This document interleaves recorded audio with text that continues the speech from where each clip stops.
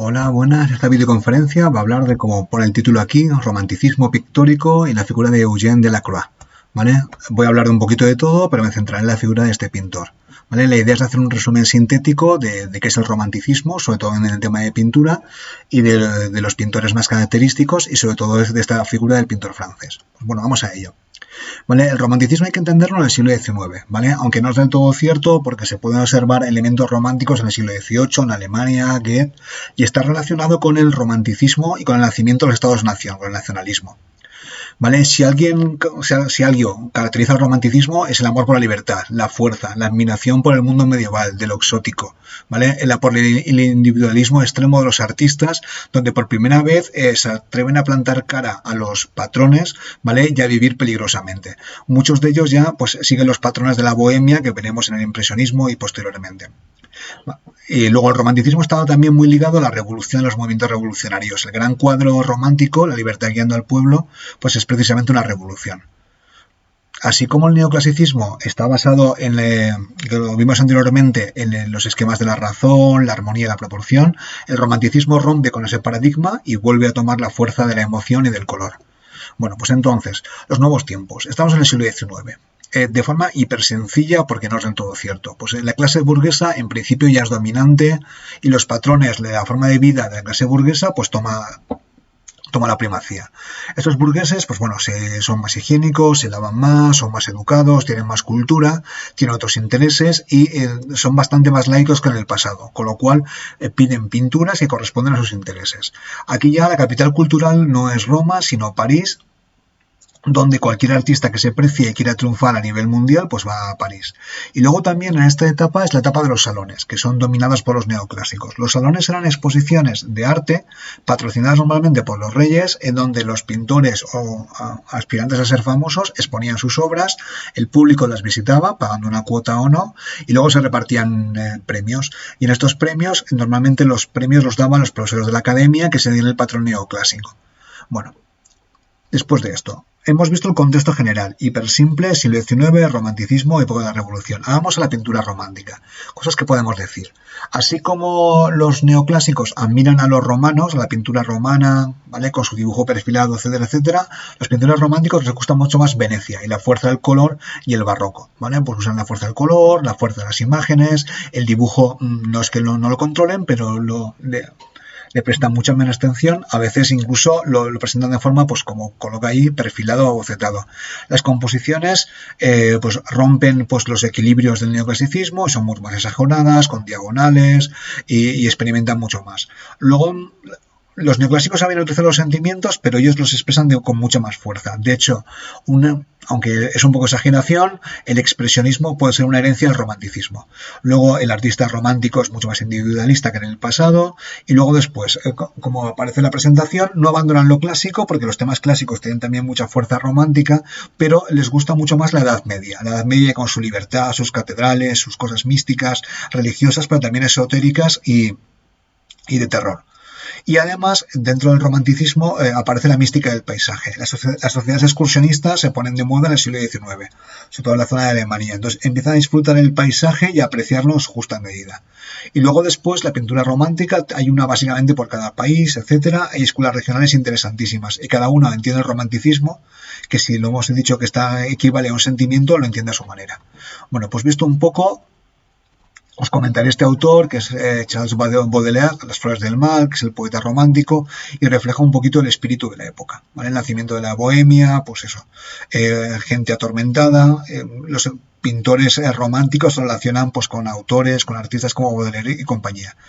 Bueno, ahora a nivel de pintores, pues en pintura los más conocidos son Delacroix, Géricault, Constable, Turner, Friedrich, y en escultura Antoine-Louis Bayre, o no sé cómo se pronuncia, que se caracteriza sobre todo por las figuras de animales.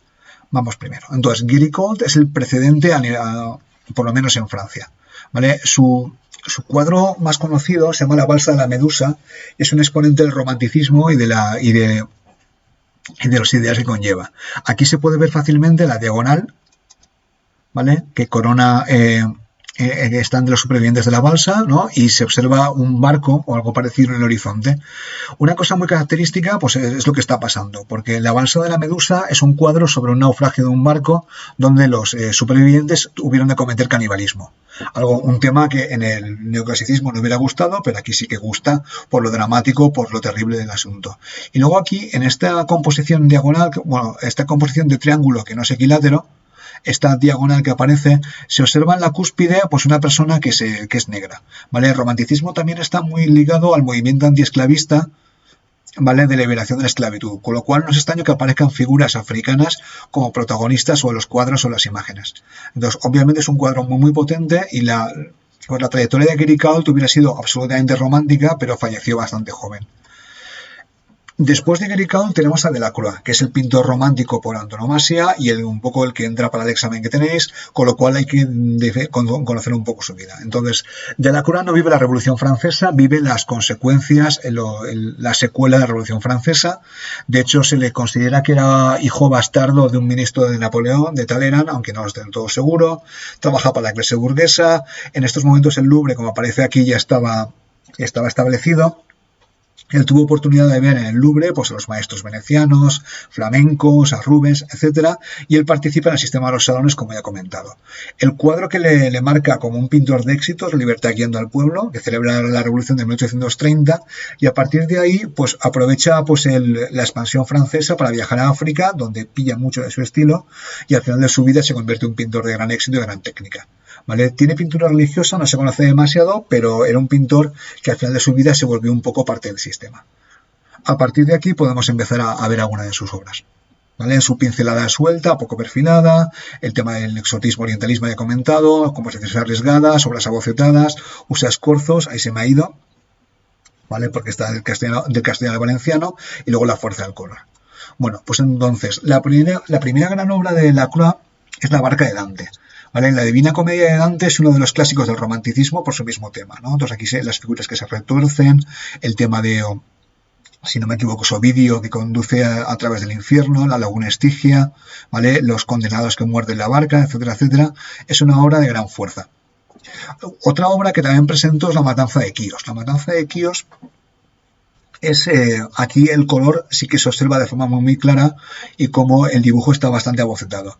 Este cuadro lo presentó al salón, tuvo muy poco éxito, de hecho algún crítico le llamó la masacre de la pintura y básicamente trata un tema que fue muy famoso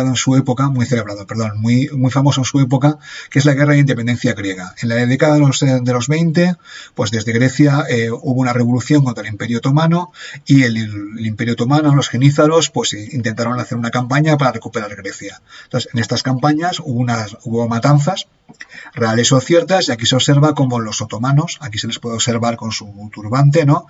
Están masacrando a los pobres griegos que están sufriendo sobre el terreno. Entonces, la opinión pública de Francia y del Reino Unido era absolutamente filolénica y estaba a favor de la independencia griega. Aquí se puede observar, no es una obra que pretenda ser realista, simplemente es que captar la emoción del asunto. Luego se puede saltar un celaje veneciano, ese cielo difuminado, pues, de colores cálidos detrás. Aquí se puede observar una especie de pietà, ¿no? Aunque no es un tema triangular, ¿no? Y se puede observar a los pobres griegos perdiendo ante los turcos, ¿vale? No fue un cuadro de gran éxito. Donde dio el pelotazo, donde saltó a la fama, se convirtió en un pintor de fama mundial, es con el cuadro La libertad guiando al pueblo. Es un cuadro de gran formato, está en el Louvre y se ha convertido casi en el símbolo de lo francés. ¿Vale? A mí me recuerda bastante al 2 de mayo de Goya, sobre todo por el tema del fondo difuminado. Se puede ver aquí en uno de los escombros de las maderas la revolución que celebra. Es la revolución de 1830 que llevó al trono al rey burgués Luis Felipe, ¿vale? Y tiraron al absolutista Carlos X. ¿Vale? Es un cuadro de gran fuerza y mezcla la alegoría, porque aquí tenemos al símbolo de Francia, luego se conocerá como Marianne, portando la bandera de la República, ¿no? Sobre una pila de cadáveres. Recuerda bastante a la marsellesa, ¿vale? Se observa una mujer que la mira así de forma arrebatada, como si estuviera a punto de morir, porque para los románticos morir por la libertad merece la pena. Aquí se pinta a sí mismo, ¿vale? Vestido de la burguesa, porque los burgueses en esta época son jóvenes, románticos y participan en la revolución. A la izquierda he escuchado algún debate, alguna persona que no estaba de acuerdo conmigo, pero también la persona que está aquí parece africana, con lo cual se vuelven a repetir los ideales antievolucionistas, abolicionistas a favor de la liberación de los esclavos, etcétera, y a una especie de gorro de esclavo liberado, y aquí a la derecha, pues un chavalín, ¿no? Una especie de jovencito que está con la revolución. Este chaval, este joven, fue utilizado por Víctor Hugo en su obra Los Miserables, ¿vale? Al fondo, pues está la revolución, bueno, son los manifestantes que están detrás de la libertad y siguiendo la bandera francesa. Ojo que en estos momentos la bandera de Francia parece muy conservadora, pero en este momento era una bandera muy política, porque la bandera de los Borbones de Carlos X era blanca. Fue un cuadro celebradísimo, morir por la libertad merece la pena, y que le colocó a Delacroix en la primera figura del arte mundial, ¿vale? Si no me equivoco, aquí detrás está Notre Dame, no sé si se salvan las torres, y la idea también es que no es un cuadro realista. Así como Goya con el 2 de mayo es una denuncia de la guerra y probablemente pues, refleja como sea un combate real, aquí la revolución de 1830 fue relativamente poco sangrienta y obviamente no fue así. ¿Vale? Los románticos manipulan la realidad, la utilizan, pero para mostrarla de forma exagerada y sentimental, como ellos hacen. Bueno, pues después de esto, aquí hay algunos detalles: la libertad guiando al pueblo, ¿vale? Esta figura, esta alegoría de libertad, que en las crónicas medievales se mostraba siempre pues, la justicia, la libertad representada como mujer, ¿vale? Tendrá un éxito increíble hasta hoy en día. Por ejemplo, la Segunda República Española, la niña bonita, que se tapa, no como la francesa, ¿vale? Está basada en la libertad guiando al pueblo. También se observa otro elemento, que es el gorro frigio, que era el gorro que se suponía a los esclavos liberados, y aquí se puede ver a las participantes de la revolución. Aquí Delacroix, que está bastante mejor pintado, ¿no? Está más perfilado que los demás, con una especie de escopeta, y aquí el esclavo, que yo considero liberado, participando de la fiesta de la libertad.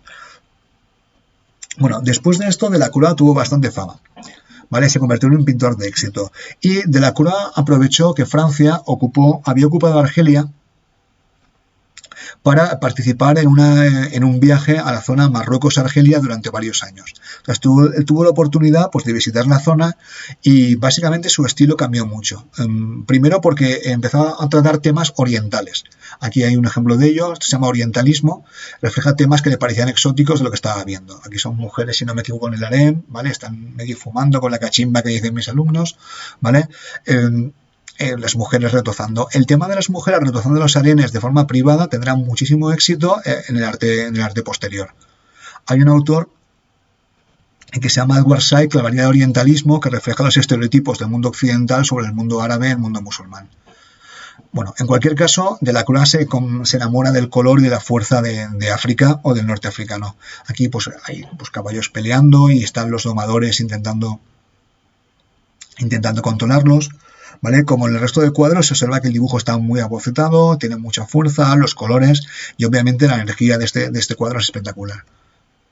Aquí tenemos otro, pues si no me equivoco, es árabe domando un caballo o ensillando un caballo, y es lo mismo, un dibujo muy poco definido, la fuerza del color y temas que se llaman orientales.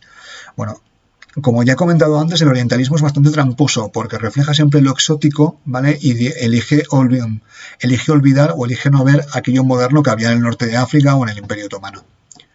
Luego también temas medievales. Aquí está el rapto de Rebeca, que está basado en una novela Ivanhoe de Walter Scott, donde el malvado templario rapta a la judía, la secuestra y la lleva a su torre.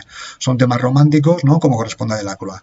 Y luego tiene alguna obra, bueno, esta es una odalisca, que es una versión más erótica del orientalismo que hemos hablado antes. Si antes eran mujeres en el harem, las odaliscas son mujeres yacentes de forma bastante pasiva, bastante desnudas, que están un poco reposando en el harem. Es un tema bastante erótico, ¿vale? Y muy representado entre los pintores del romanticismo y posteriores. Y luego esta es la pintura religiosa que estaba citando antes, que está al final de su vida, y aquí se ve pues, cómo él aborda la Pietà. Es muy curioso porque esta Pietà, muy sencillita, sería una de las últimas obras que haría Van Gogh, y porque tendría una copia en el sanatorio, y sería una de las últimas obras que haría antes de morir. Bueno, pues con esto he concluido con Delacroix. Ahora voy a pasar rápidamente a otros pintores románticos que también son interesantísimos, ¿vale? Iré primero por el área germánica, ¿vale? Germánica así a nivel muy general porque Alemania no había nacido. El más relevante, o por lo menos el que más me gusta a mí, es Caspar Friedrich, ¿vale? Que tiene muchas obras en Berlín que trata el tema de los paisajes y son cuadros no demasiado grandes pero extremadamente sugerentes. Friedrich pertenecía a una rama del protestantismo que se llama pietismo, y entonces introduce la religión de forma muy sutil. Hombres paseando, reflexionando, el paisaje, nostalgia, y se puede observar esta cierta religiosidad pietista en sus cuadros. Esta es un poco la gran referencia de Friedrich, Hombre paseando, donde se ven los bosques, las montañas. Está muy relacionado, como he comentado antes, con el paisajismo, ¿no? Las sociedades excursionistas que nacen en esta época y por el amor por la naturaleza. Claro, una persona que no sea religiosa no puede ver absolutamente nada religioso, pero sí que es cierto que se aprecia cierta espiritualidad. Este es un cuadro que utilizan mucho en los libros de filosofía también. Es el hombre meditando y paseando que reflexiona sobre su vida, supongo. Esto es una imagen más de cerca, un detalle, los acantilados. Aquí estos son los mismos temas, ¿no? Aquí el paisaje es el protagonista de los cuadros. Y luego tiene escenas llenas de misticismo o de, bueno, muy curiosas, como las abadías abandonadas, ¿no? Aquí está el cementerio, ¿vale? Mezcla, pues es la Edad Media entendida de forma romántica. Aquí se puede observar los monjes entrando en la abadía, ¿vale? Un gótico clásico, absolutamente tenebrosa, puede ser la imagen de una historia de terror. El estilo de Friedrich es absolutamente sugerente. Pero dentro del entorno alemán, aunque él trabajó en el Reino Unido y si no me equivoco en Estados Unidos también, tenemos a Fuseli, que es suizo, vive a final del siglo XVIII, principios del XIX, y aquí Fuseli es mucho más evidente, mucho más explícito y trata temas místicos, eróticos, al mismo tiempo terroríficos. Son cuadros muy rupturistas para su época. Aquí está uno que se llama La pesadilla, hay varias versiones, ¿vale? Donde una figura yacente, ¿vale? Una dama yacente con ropas bastante ceñidas, ¿no? Es observada por figuras demoníacas que la observan o están sobre ella de forma más o menos libidinosa. A mí me recuerda mucho la estética que luego se ha utilizado por Bram Stoker en Drácula, ¿no? Donde la dama yacente es cortejada o acosada por el vampiro. Son cuadros muy anteriores a Drácula, y son muy rupturistas en su época, que de hecho nos suscitaron bastante polémica. Este me parece uno de los más fascinantes, nunca he sabido muy bien de qué va exactamente. El título es La vieja bruja, ¿no? O también es una enfermedad visitando a las brujas de Laponia. Parece un sacrificio humano, ¿no? Ahí se aprecian brujas de fondo, es absolutamente es bastante terrorífico. Está en el Metropolitan en Nueva York. No es demasiado grande, pero básicamente es muy de Fuseli, ¿no? Mezcla el terror, el dibujo poco definido y un tema tan romántico como el de la muerte o los sacrificios humanos. Ahora hablaremos del Reino Unido. Aquí hay pintores románticos también y hablaré pues, de Turner, Blake y Constable, cada uno con un estilo peculiar. Turner es romántico en el sentido que utiliza el color de forma muy original. Este es uno de los más fascinantes que además explica mucho el espíritu de los tiempos, donde un viejo barco de guerra, ¿vale? El Temeraire es uno de los que probablemente pues, combatió en Trafalgar, un viejo navío de línea, ¿no? Es remolcado al puerto por un barco de vapor. Fijaros que la máquina de vapor se había inventado, ¿no? Ya se utilizaba en los barcos de vapor que trabajaban en los puertos para desguazarlo. Es el mundo nuevo que desmonta el mundo viejo. Ahí se puede ver la fuerza de Turner, del color, los colores cálidos, el dibujo poco perfilado y cómo es un pintor absolutamente espectacular. Turner incluso aquí se ve bastante bien, ve bastante bien la historia, pero luego tiene obras donde la figura la va desdibujando más y más. San Giorgio Maggiore al amanecer en Venecia, Lluvia, vapor y velocidad, ¿vale? Esto es un barco ante la tormenta, ¿vale? Que esto es básicamente rupturista. Uno se puede imaginar en su época donde le criticarían precisamente donde se apreciaba pues el dibujo neoclásico, que le dirían a Turner, le dirían de bonito para arriba, pero básicamente la idea de Turner es que la fuerza del color es importante y que además cada espectador construye la imagen, porque uno se puede imaginar al barco mal mecido por las olas y los problemas que tiene, ¿vale? A través del cuadro. Luego está William Blake, que no es estrictamente un pintor sino ilustrador. William Blake pues, tiene cuadros absolutamente oníricos, místicos, ¿vale? Y decora algunas de las obras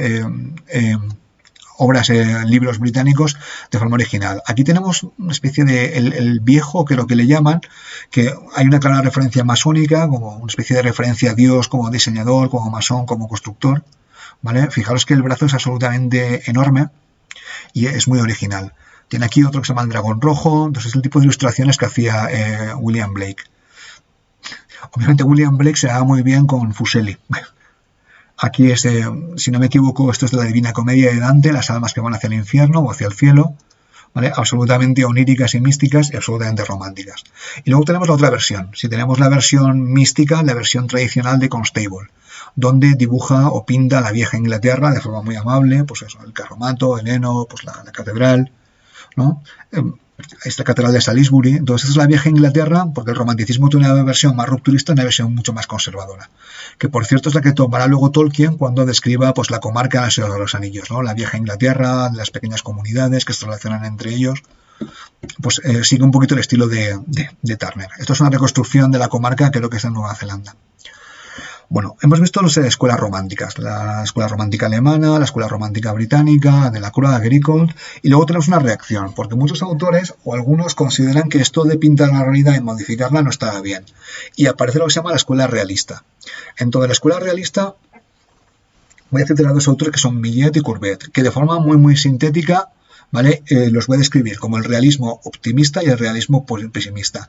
Millet es un pintor, pues tiene una gran capacidad técnica y dibuja a campesinos, a gente muy humilde, aquí no se inventa absolutamente nada, de forma, desde una postura de observador de tercero, de una forma muy digna. Entonces, son campesinos pobres que se han parado a las 12 de la mañana a rezar el Ángelus. Gente piadosa, ¿no? Que está cumpliendo con su trabajo y trabaja de forma incansable.